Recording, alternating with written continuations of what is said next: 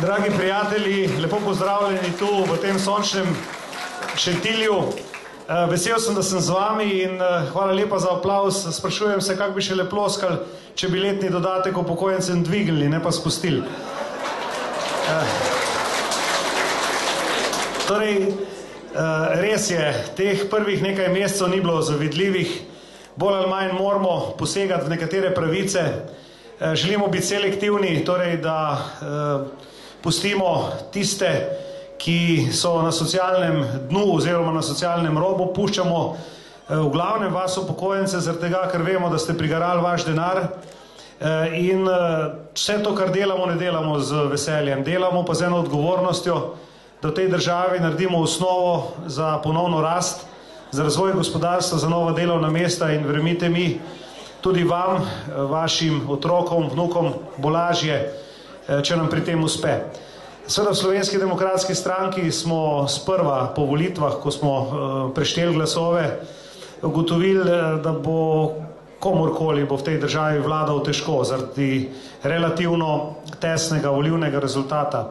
Nismo želeli ovirati konkurence pozitivne Slovenije oziroma Jankovića, da se stavi vlado, vendar se je dokazal že v tistih tednih, da je nesposoben organizirati neko kolektivno oblast, da je pa sposoben avtoritativno vladati, vkolikor seveda ima za to dovolj osnove. V parlamentu je ni imel, zato je pogorel in zato smo prevzeli to odgovornost. Torej, spoštovani, mi nismo seveda preveč srečni nad tem, kar moramo početi.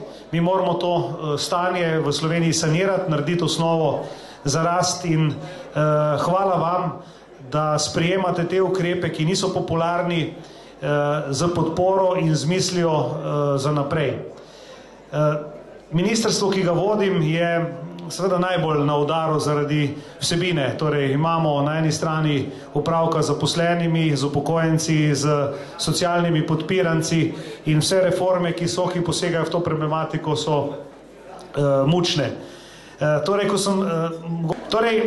Za nami je ta pogajalski del glede zakona o uravnoteženju javnih financ, pred nami pa je pogajalski del glede dveh pomembnih reform.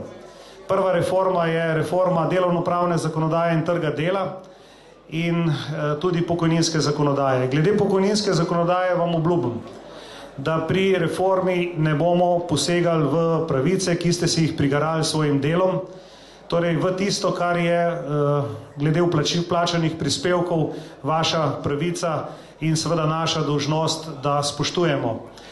Seveda bomo pa nekoliko pregledali in oklestili pokojninsko blagajno izdatkov, ki nimajo nobene veze z vplačanimi prispevki.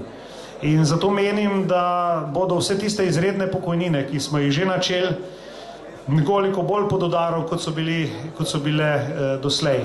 Menim tudi, da nas tako pri eni kot pri drugi reformi čaka precej usklajevanj s sindikati, tudi z drugimi generacijami, govorim z generacijo starejših in tudi mladino.